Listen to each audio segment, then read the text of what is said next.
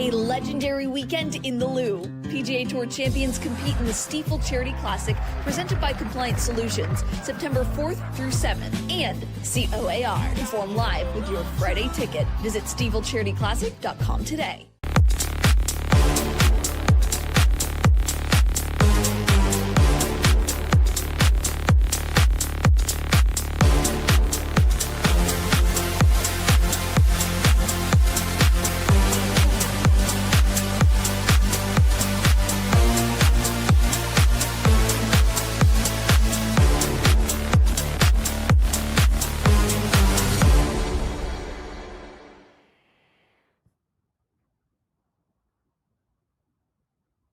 Welcome on into Card Central 365. We are presented by DraftKings and powered by Gray Bar. My name is Luke Slabaugh. That man is the guy pushing all the buttons and doing it well. He is also an expert extraordinaire, great commentator, Ethan Hannaford. Ethan, Cardinals drop the opening game last night to the Bronx Bombers, the New York Yankees, 4-3.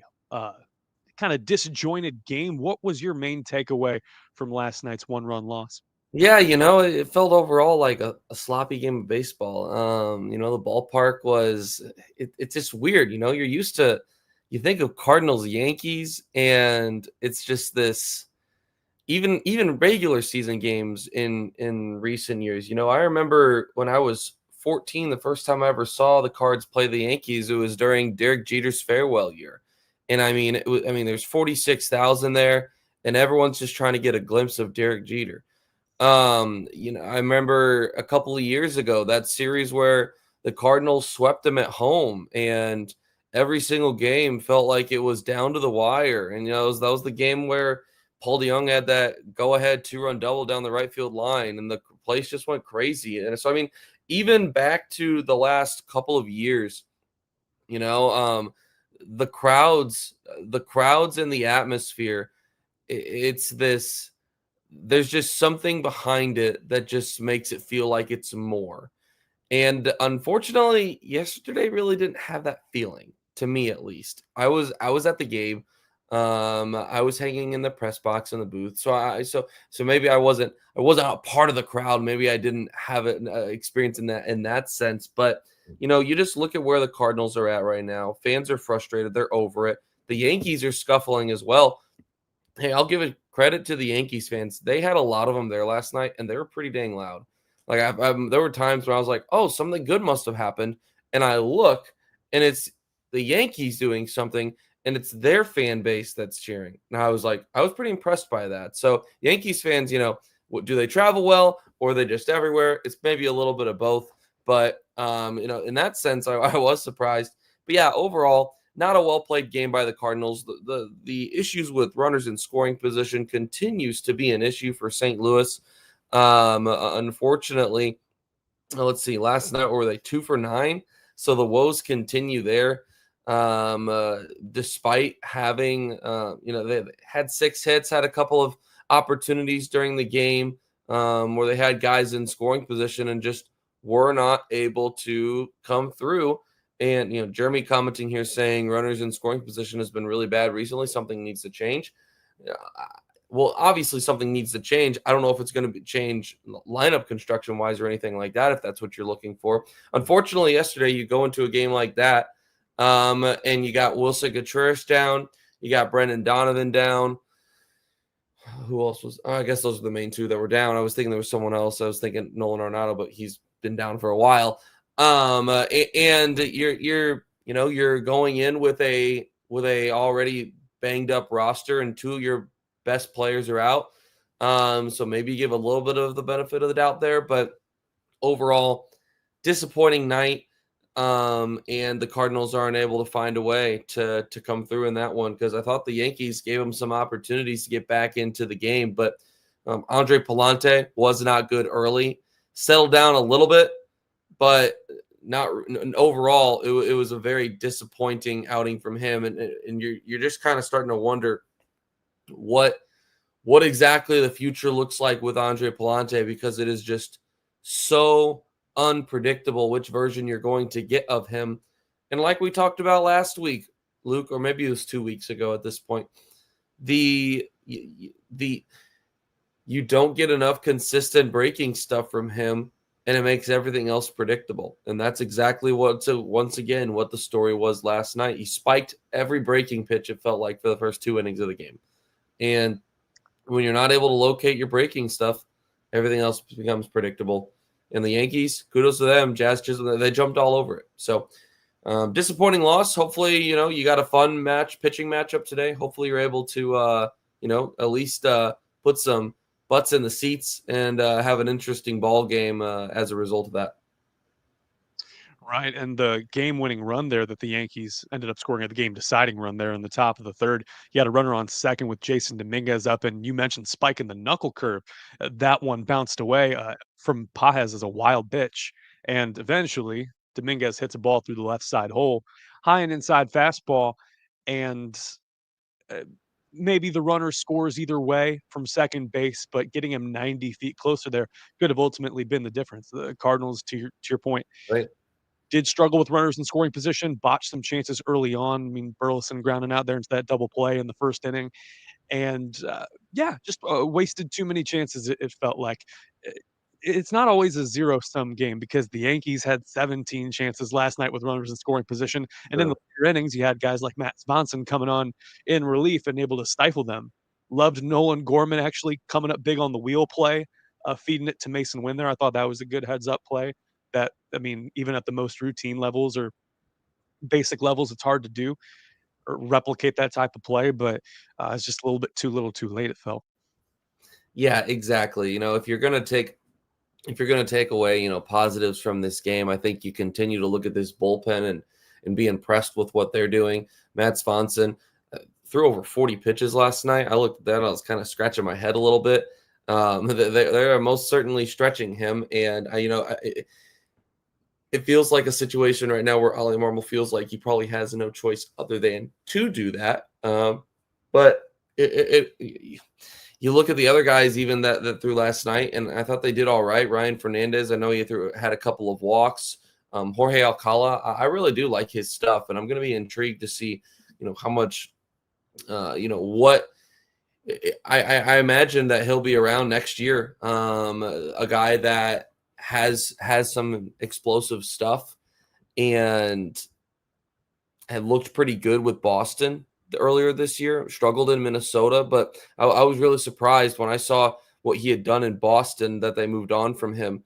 But hey, this is the kind of guy that you like the Cardinals to try and jump on and take advantage of. I mean, you look at the changes that the organization is trying to make, trying to move more towards the modern archetype of baseball in on the pitching side, more swing and miss, more high velocity, and on the hitting side, right? I think you're looking for more power as well, so more just explosiveness overall.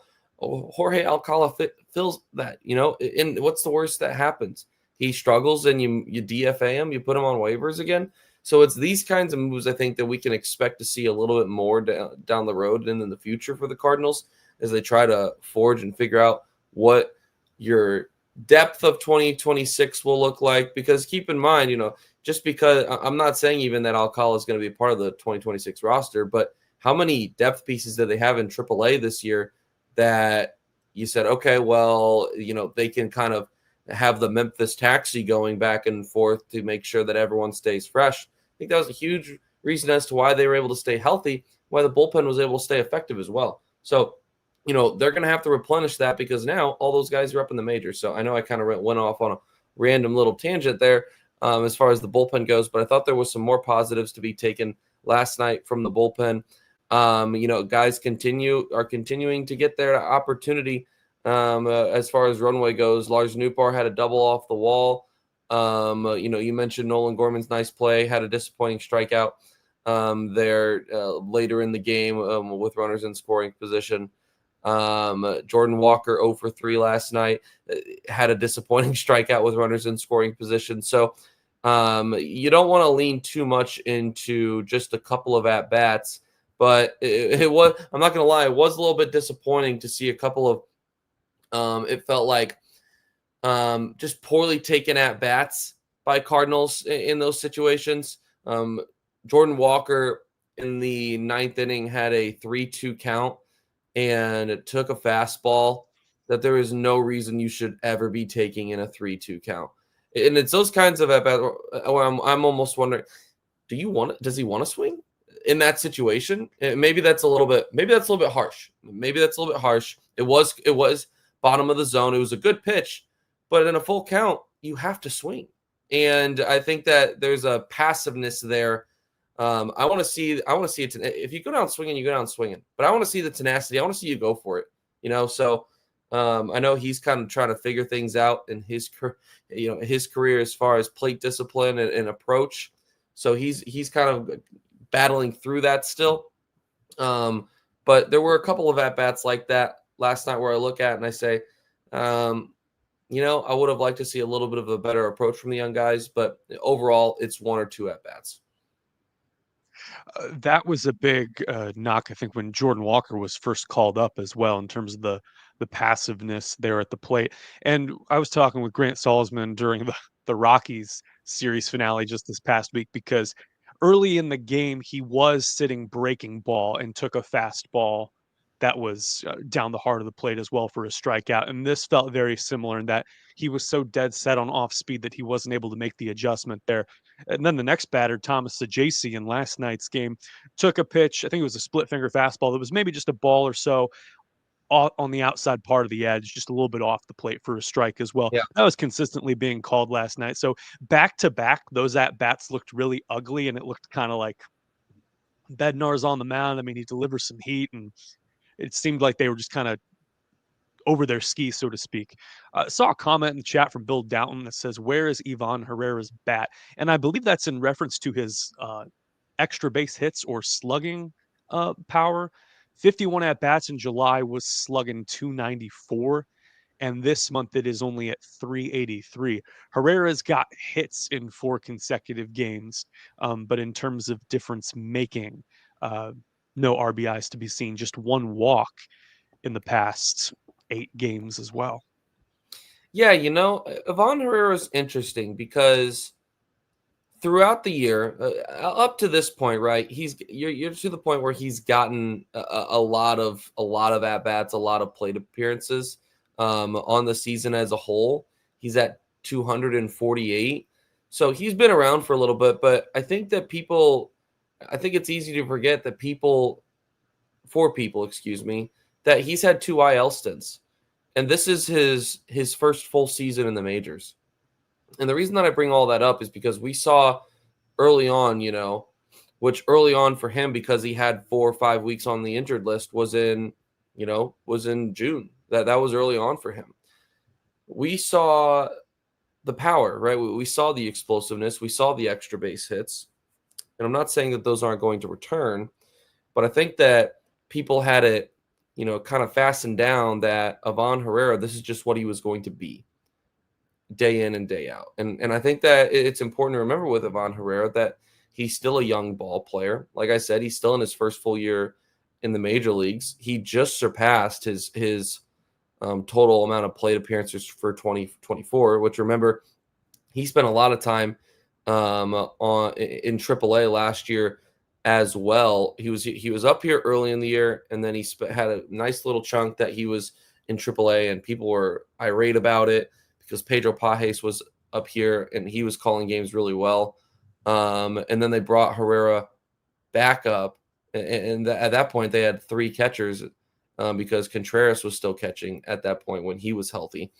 So it was kind of based around when Contreras was down that Ivan Herrera came back up. But when it comes to Ivan Herrera, this is a guy that you still haven't seen enough of to say he's going to be, a big-time power bat. I think that he's unlocked that, and like a lot of players in your lineup, he's shown you his ability to do that. But let's keep in mind that Ivan Herrera is still in that season of adjusting to the league, right? And where the league is figuring out how to throw to him.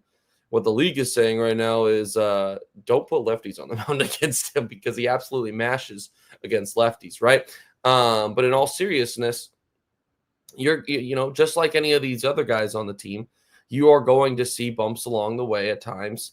And right now, Ivan Herrera is going through a lull.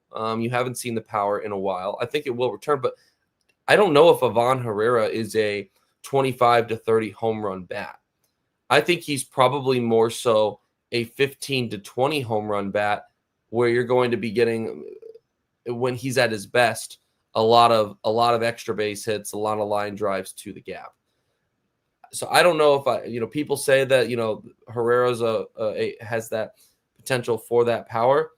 And I agree to a certain extent that, he can provide some slug.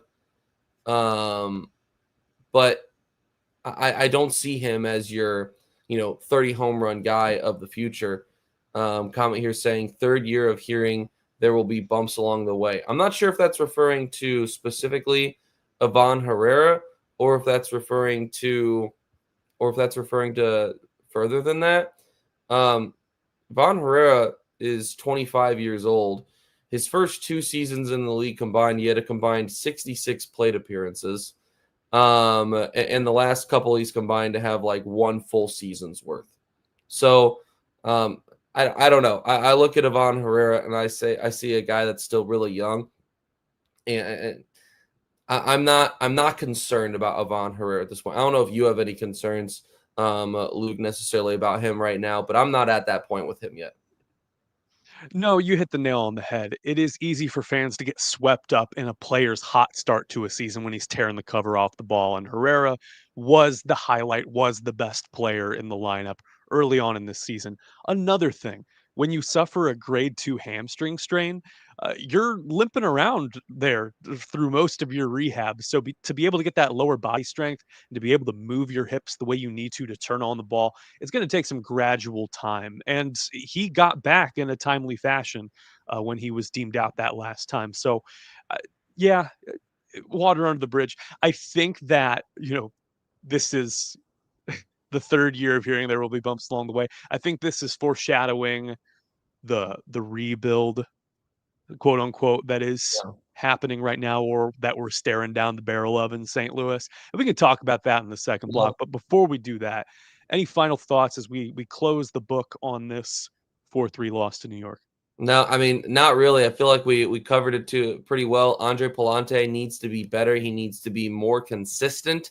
Otherwise, the longer he does this, well, obviously, it's going to depend on what the return for some of the surplus in the offseason looks like. But the longer that he does this, the less, the less confident you are in him, and the more of a question mark his spot comes in the rotation, in my opinion, come camp breaking in 2026. So it'll be interesting to see how exactly that works and what the last, he's probably got 5 more starts, if I had to guess, how those starts look for him.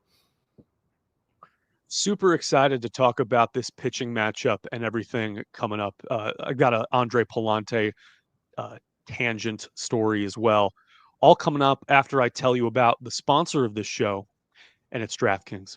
Download the DraftKings Pick 6 app now and use the code STL Sports. That's code STL SPORTS for new customers to play $5, get $50 in Pick 6 credits, better payouts, bigger wins, only with Pick 6 from DraftKings. The crown is yours. Gambling problem? Call 1-800 Gambling problem? Call 1-800-GAMBLER. Help is available for problem gambling. Call 888-789-7777 or visit ccpg.org in Connecticut. Must be 18 and over. Age and eligibility restrictions vary by jurisdiction. Pick 6 not available everywhere, including New York and Ontario. Void where prohibited. 1 per new customer. Bonus awarded as non-withdrawable Pick 6 credits that expire in 14 days. Limited time offer. See terms at pick6.draftkings.com/promos. When I was doing some work for the old mothership, then Bally Sports Midwest, now FanDuel Sports Midwest, I went and I covered Adam Wainwright's first public show. It was at a bar in Belleville, Illinois. It was packed wall to wall, like hundreds of people. And I was able to go back into the green room, which was basically like this 15 by 15, I don't know what it was, just entryway. Wayno's there. Ollie's there, Jason Isringhausen is there, and they're eating like these barbecue ribs and stuff with their family before he even goes on and plays his set. And I had asked him earlier in the day at winter warm-up about the show and his charity and all that, I forgot what it's called, something players. It's been a long time. A big league impact. That's what it is. And he looked at me before even answering anything when I sat down there in the green room. He says, "You look like Andre."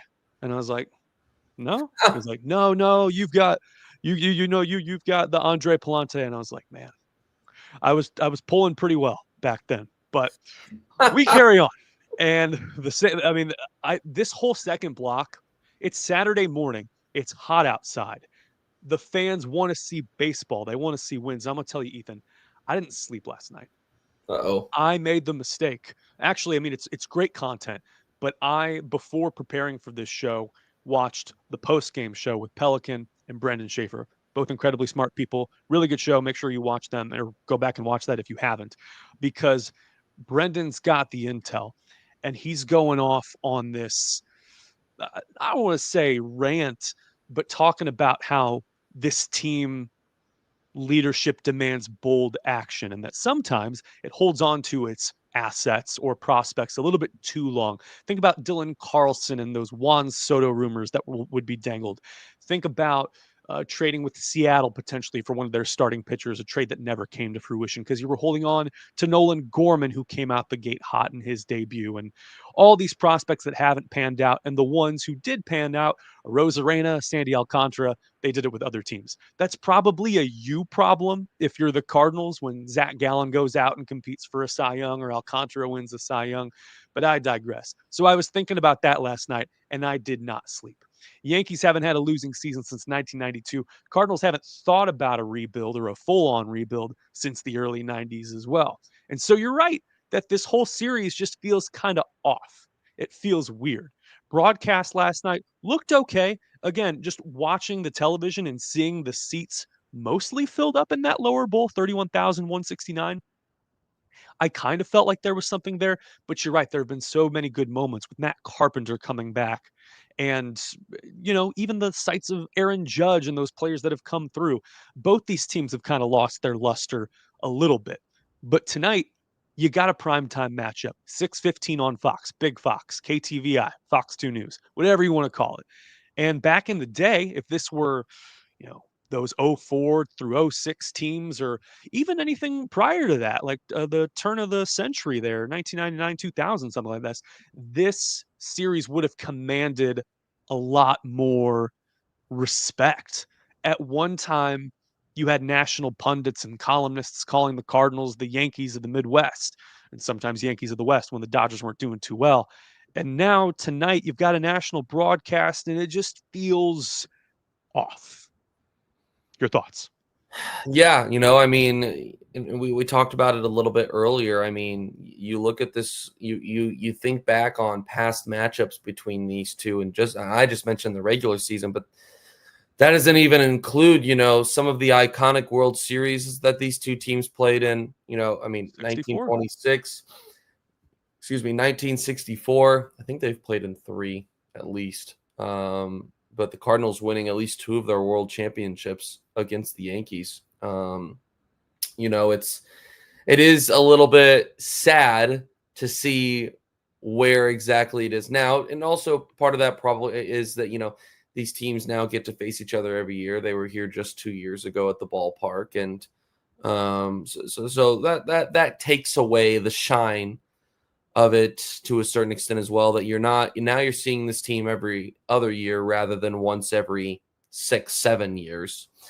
But still, it's still the Yankees, it's still the Cardinals, and it doesn't, like you said, it doesn't have the shine that it once quite did, unfortunately. And the Yankees are scuffling as well. The Yankees are coming into tonight's game with they're 8 games above 500. But when you look at that roster, when you look at how talented it is, and I know they got some pieces that are injured as well. Garrett Cole's been on the injured list all year, and they've definitely missed his presence. But when you look at what they have, it's been an overall disappointing product because they're like the opposite of the Milwaukee Brewers in the sense of the Brewers don't spend, they don't have that superstar. And this used to be the Cardinals to a certain extent. I know they had the superstars, but so it never was this extreme. But the Brewers don't have the superstars, but boy, do they play the game the right way, and they play the game so clean, and they don't make mistakes. They have good pitching, and as a result, they win. You got the Yankees, right? That like they have all those things, but they don't play the game very clean. They constantly find themselves making crucial mistakes that end up hurting themselves, whether it be bullpens not coming through late, whether it be defensive blunders. It's the reason they lost the 2024 World Series. Not solely, but like it was reason number one, in my opinion. Judge dropping the fly ball. Obviously, game 5 or game 6? That was game 5. Game 5 was the most notable, right? Where you saw that, where they gave up the lead and they had the 5-run lead. But overall, it goes even deeper than that. And so I won't. It's not just the Cardinals. The Yankees are kind of going through. They're scuffling right now as well. I think they're holding on for dear life to the third wild card spot. Can you imagine if this team did not make the playoffs? How crazy that would be. I mean, they'd be calling for Aaron Boone and Brian Cashman's head in New York. Well, they've been calling for both of those. You're right. They have been, but it would go to an even further level. They just went to the World Series, for goodness sake. But it would be so much worse and I wonder, because the way the style in which they play, they are making in the way that they make so many mistakes. I wonder if that could be put on management in the offseason. I would be curious to see what exactly happens if they were to not make the playoffs, or even if they had an early exit. I wonder if it could be the end of Aaron Boone's time in New York. Not because it's necessarily on him, but because at some point you have to put it on someone. And I don't know if they would. I don't know if they would put it on anyone else. So that would be interesting. I know that's kind of a random side thought. I don't know if you have any thoughts on that before we move forward and talk a little more about just Cards Yankees. But I don't know. It is kind of interesting. Go ahead. I have two very disparate thoughts. Yeah. One, the Yankees committed one of my personal Cardinal sins that the Cardinals themselves committed before the Yankees did, which was hire a manager who did not have any managerial experience. When the Cardinals did that with Matheny, there was a little bit of a learning curve there, and he did win a pennant in his second season. However, ultimately, that turned out to be not so great a move. And it's not a guarantee that if you have a manager who works his way up through the minors or who has some administrative experience that it's going to work. However, there are some guys who have done this right. Skip Schumacher, for example. Ali Marmol, to his credit, came in probably more prepared than Aaron Boone did. Hindsight's 2020, alternate history, kind of weird. It feels like the Yankees would have benefited to get someone with a little bit more experience rather than someone who just had nostalgic ties and was also calling games for ESPN. My second thought, I don't know if you saw yesterday, but the Little League World Series came out with this statement openly against sports betting on its competitions. And the most retweeted reply was, actually, the statement says, these are children who are learning the fundamentals of the game, and that is the aspect of it. Sports betting has no home here. And the top liked response was, the Yankees are still learning the fundamentals of baseball, and we have no problem betting on them every night, which I thought was great. Moving on. That's amazing. That is amazing. Right-hander Sonny Gray is on the mound. Jeremy Hodge commented at 10:59, it's going to be a hot and humid one. Smyrna, Tennessee native, I get it. The humidity in Tennessee is not that bad. He goes up against left-hander Max Fried. Before I give more anecdotes about Max Fried, Ethan Hannaford, could you preview this for me? It's going to be, this has potential to be a fun one, right? You would, part of it, how the Cardinals fare against Max Fried, maybe it's inevitable that they're going to get absolutely rung up by him, because we know their struggles against left-handed pitching here in the last couple of months. Overall, it's funny when you look at overall the numbers against left-handed pitching for the Cardinals, the numbers aren't terrible. They're middle of the pack, but the last couple of months and against some starting pitching specifically, it's been really brutal. And it's really pulled that average down. We know what Max Fried is. 12-5, a 2.94 ERA, 135 strikeouts on the year. We know what he is. I'll tell you what, I would feel a little bit better if Wilson Contreras was playing today. I don't know if he is because of the foot issue from getting hit by a pitch a couple of nights ago. He didn't play last night, has not played since. So we don't know about his status, but right, the biggest thing has been the Cardinals lacking compelling right-handed bats to be able to combat these left-handed pitchers. And in this case of Max Fried, someone who you could argue is a top 2, top 3 left-handed starting pitcher in Major League Baseball. I'm thinking Framber Valdez with him. I don't even know who else to it. Garrett Crochet. Those might be my top 3 right there. I'm sure I'm probably missing a couple, but I mean, those are the 3 that come to mind. So, kind of similar to last week's matchup where Sonny Gray started against the Cubs on Sunday Night Baseball. You had Colin Ray going for the Cubs. Now, obviously, Max Fried's a lot better than Colin Ray.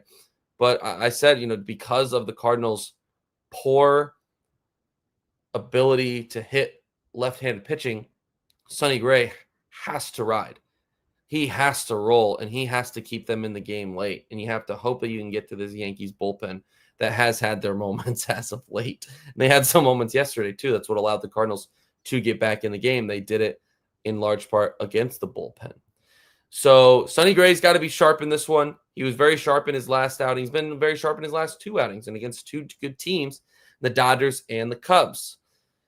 I like for Sonny Gray to continue that, but like you mentioned, that St. Louis humidity, it is back. The heat is back. So you wonder if that's going to be a concern. But Sonny Gray is going to have to be he's going to have to be really good tonight, I think, in order for the Cardinals to remain in the mix, because the offensive woes against left-handed pitching, and especially in this case against really good left-handed pitching, you're almost like, what can you expect at this point is kind of where I'm at right now with the Cardinals facing off against left-handed pitching, let alone some of the best in the league. You're right. Sonny Gray, back-to-back outings of 7 innings pitched and 1 earned run allowed. That's great. Max Fried on a bit of a downswing. His July was kind of ugly. ERA sitting at 5.54 for that month. August has been even worse. He's had back-to-back outings of 5 innings pitched and 4 earned runs. That's a 7.20 ERA. Only 1 quality start in his last 7.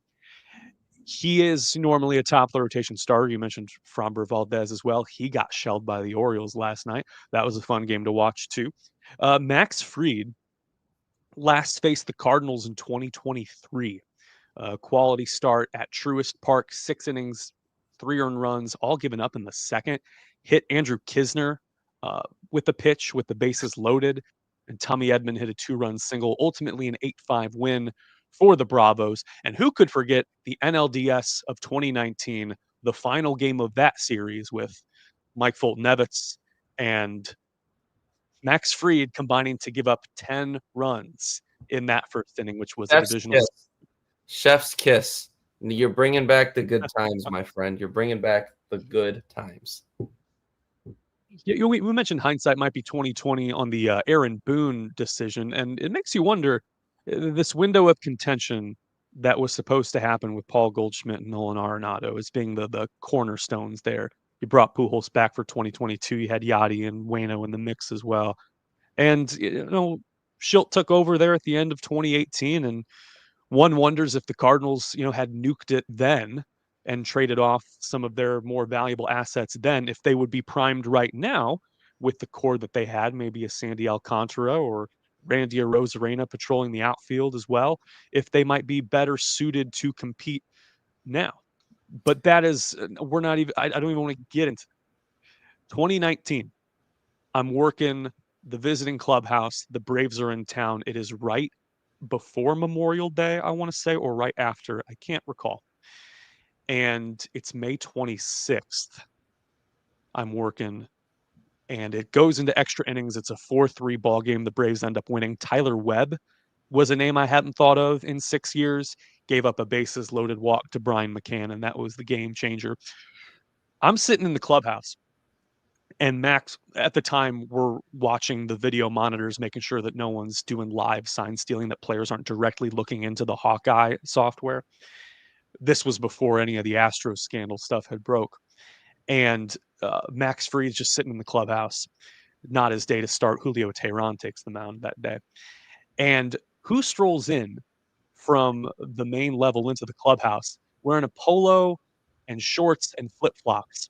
Then St. Charles native and left-hander Mark Burley, retired. And he just wants to talk to Max Fried, just wants to meet him. And he just cruises on in. Fried's sitting at one of those tables in like the clubhouse kitchen there, the visiting clubhouse kitchen, just kind of looking down at his phone, looks up and kind of like, what? Like this guy? And like was like super grateful and super gracious that he was there. So they talked for a little bit. Game went to extras and it was kind of fun. And there's a whole Ozzy Albies tangent I'll get into if the Cardinals play the Braves sometime, but we're coming up on 40 minutes here. So I'll leave it to that. Final thoughts on this game 2 between the Cardinals and the Yankees. What did you real quick? What was your role in the visiting clubhouse? What were you doing? Officially, data operations. If No you kidding. go on MLB game day and you watch or you track the game in real time where it shows you the pitch that's thrown, ball strike, in play outs, in play runs, all that stuff, that's actually data put in by freelancers through the TrackMan operating system in the basement of Busch Stadium.